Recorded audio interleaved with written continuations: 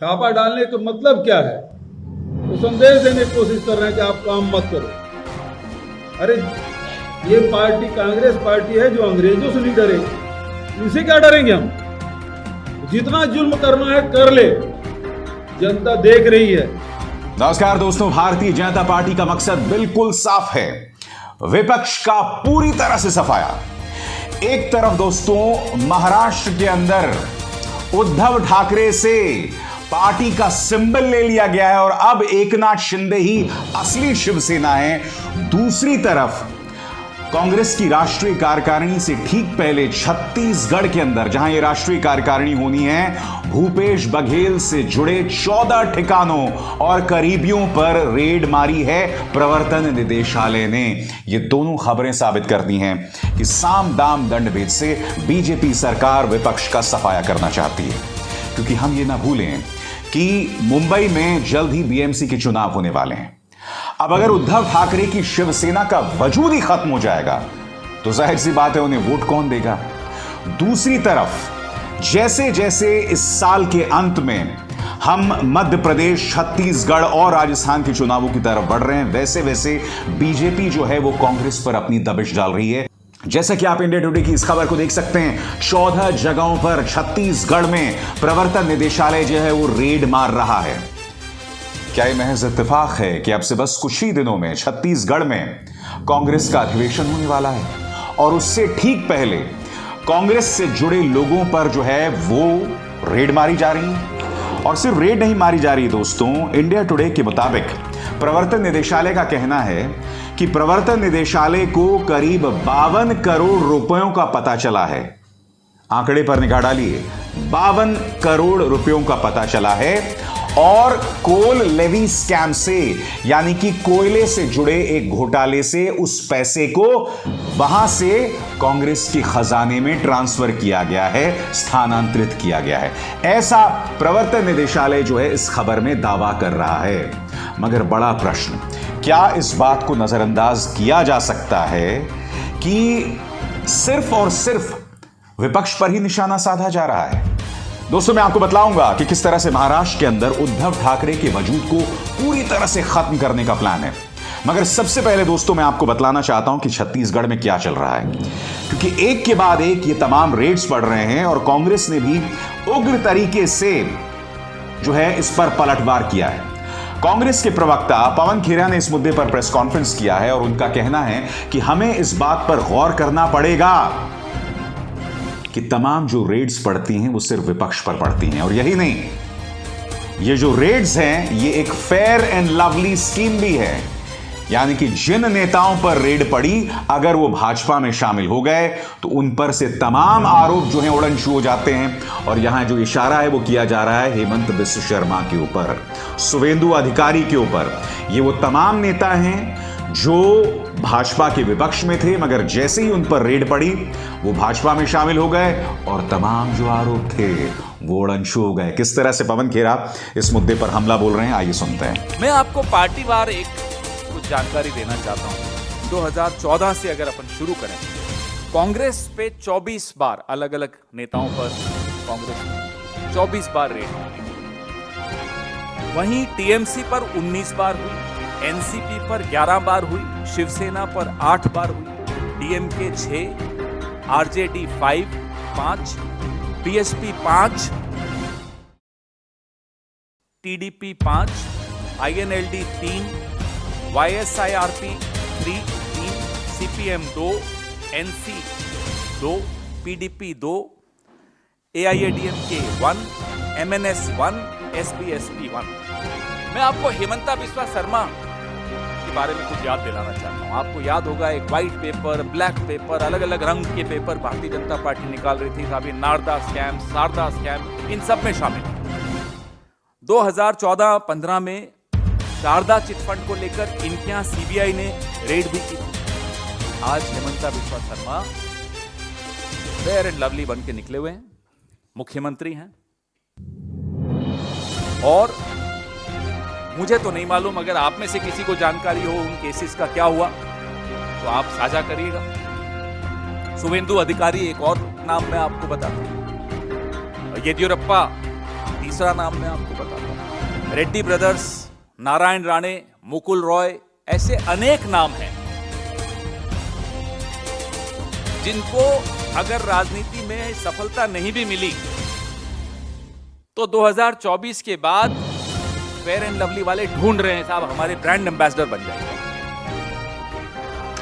यही नहीं, कांग्रेस ने बाकायदा आंकड़ों के जरिए बताया है कि किस तरह से 2004 से 2014 के बीच सिर्फ 112 बार प्रवर्तन निदेशालय यानी ईडी ने रेड मारी थी, मगर 2014 से लेके 8 यानी इस वक्त 8 सालों में, पिछले 8 सालों में 10 सालों में 112 रेड्स, मगर सिर्फ 8 सालों में 3000 से ज्यादा रेड्स मारे जा चुके हैं, जिसमें 95% विपक्ष के नेताओं पर। अब ऐसे में आप मुझे बताइए, क्या प्रवर्तन निदेशालय की निष्पक्षता पर सवाल नहीं उठेंगे?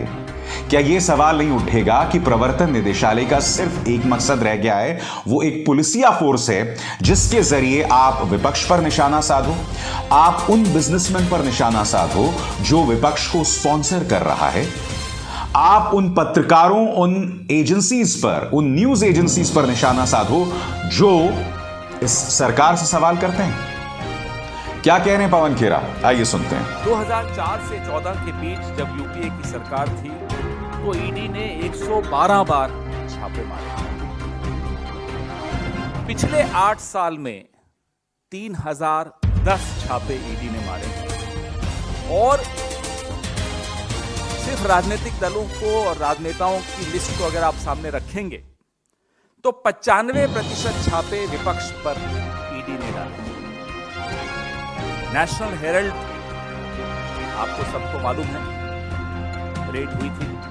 राहुल गांधी जी से 50 घंटे तक ईडी ने पूछताछ की थी, शायद 55 घंटे की पूछताछ थी। हमारी पूर्व अध्यक्षा श्रीमती सोनिया गांधी से लगातार 3 दिन तक पूछताछ की ईडी। हमारे वर्तमान अध्यक्ष मल्लिकार्जुन खड़गे जी के से भी पूछताछ हुई, 7-8 घंटे की पूछताछ उनसे हुई। और अब छत्तीसगढ़ में आज सुबह से लगातार रेड्स चल रही हैं। भारत जोड़ो यात्रा की सफलता से तो बौखलाए हुए हैं ही प्रधानमंत्री जी और उनकी पार्टी। हमारा महाअधिवेशन भी वहां होने वाला है, ये आप सब जानते हैं। वरिष्ठ नेताओं पर, हमारे ट्रेजरर पर, हमारे कुछ एमएलएस पर, कुछ निगम के चेयरमैन पर, एक प्रवक्ता पर, इन सब के यहां आज सुबह से रेड डाली जा रही है। मैं नाम भी बता देता हूं, हमारे कोषाध्यक्ष हैं रामगोपाल अग्रवाल जी, हमारे भिलाई के युवा विधायक देवेंद्र यादव जी, गिरीश देवांगन एक निगम के चेयरमैन हैं, आरपी सिंह एक प्रवक्ता हैं, विनोद तिवारी हैं और सनी अग्रवाल ये भी एक निगम के चेयरमैन हैं। इनके कार्यालयों पर, इनके निवासों पर सुबह से ईडी की कार्रवाई चल रही है। दोस्तों, 2014 से पहले प्रवर्तन निदेशालय जो है ना, वो एक पुलिसिया फोर्स नहीं होती थी।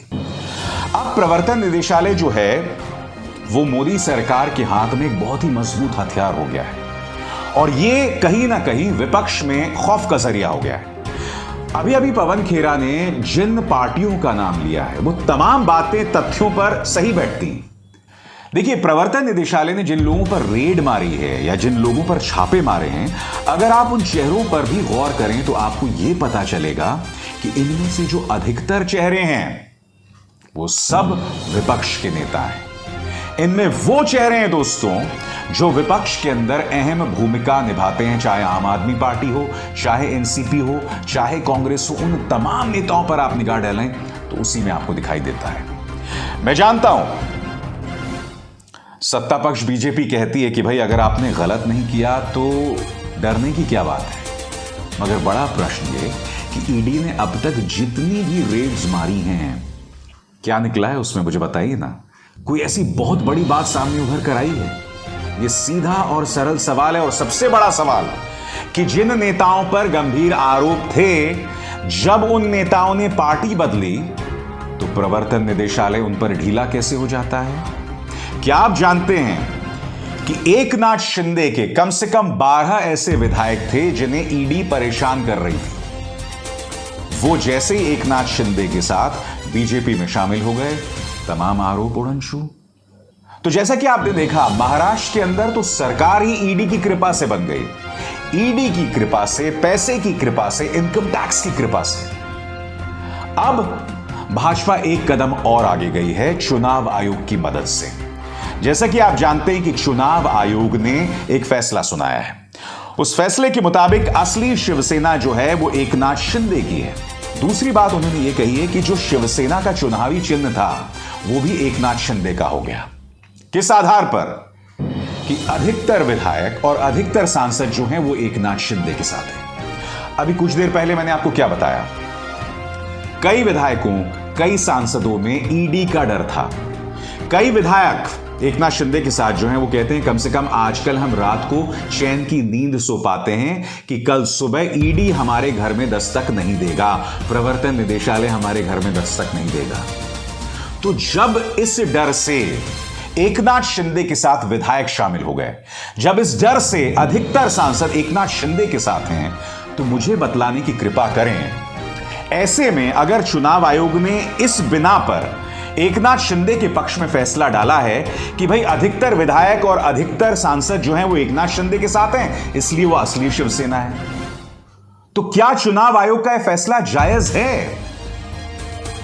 क्योंकि देखिए, डर के चलते, खौफ के चलते अधिकतर विधायक, अधिकतर सांसद जो हैं वो एकनाथ शिंदे को अपना समर्थन दे रहे हैं। तो इसलिए चुनाव आयोग के फैसले पर सवालिया निशान लग गया है और यही वजह है कि उद्धव ठाकरे सुप्रीम कोर्ट गए हैं। कल सुप्रीम कोर्ट में मामला आने वाला है। उन्होंने अपनी याचिका में क्या कहा है मैं आपको बस कुछ ही देर में बताने वाला हूं, मगर आपको इस बात पर गौर करना पड़ेगा कि जब चुनाव आयोग ये फैसला करता है कि असल में किसकी है पार्टी या किसका चुनाव चिन्ह है, तो उसमें एक बहुत अहम किरदार निभाता है संगठन, यानी कि संगठन शक्ति किसके पास है। क्या आप जानते हैं कि चुनाव आयोग ने अपना फैसला सुनाते हुए इस मुद्दे को पूरी तरह से खारिज कर दिया था। यही वजह है कि उद्धव ठाकरे कह रहे हैं कि जब चुनाव आयोग ने यह फैसला सुनाया तो उन्होंने हमारी किसी बात को नहीं माना। मसलन एनडीटीवी के मुताबिक क्या कह रहे हैं उद्धव ठाकरे, चुनाव आयोग ने हमारे तर्कों को पूरी तरह नजरअंदाज किया। चुनाव चिन्ह मामले में उद्धव ठाकरे पहुंचा सुप्रीम कोर्ट। महाराष्ट्र की सियासत में पिछले दिनों खींचतान का जो दौर शुरू हुआ वो अब तक खत्म नहीं होता दिख रहा है।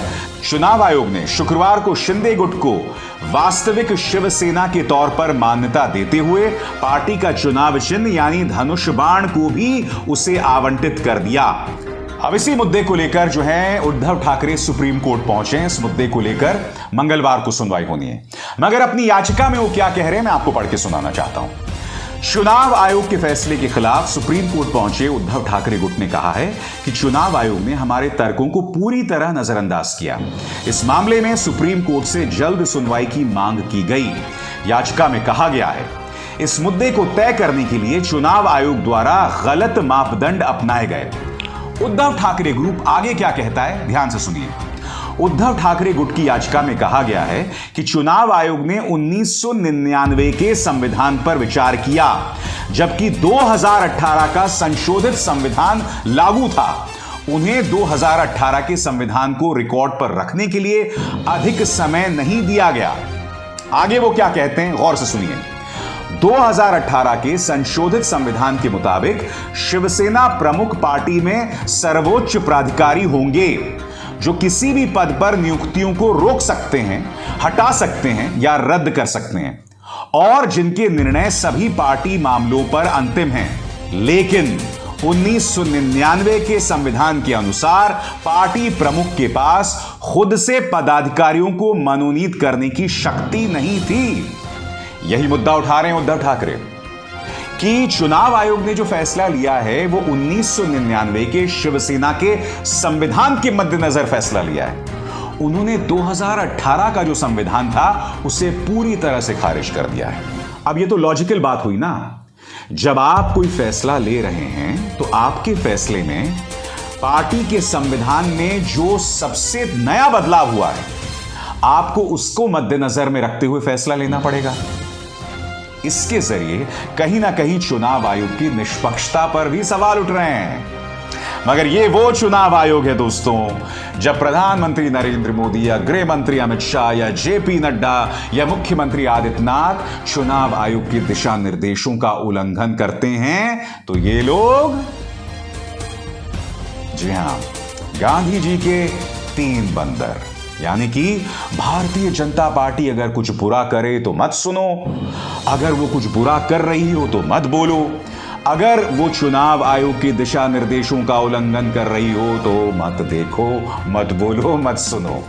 यह है चुनाव आयोग का अंदाज़े बयां। गांधी जी के 3 बंदरों की व्याख्या वो कुछ इस तरह से कर रहे हैं।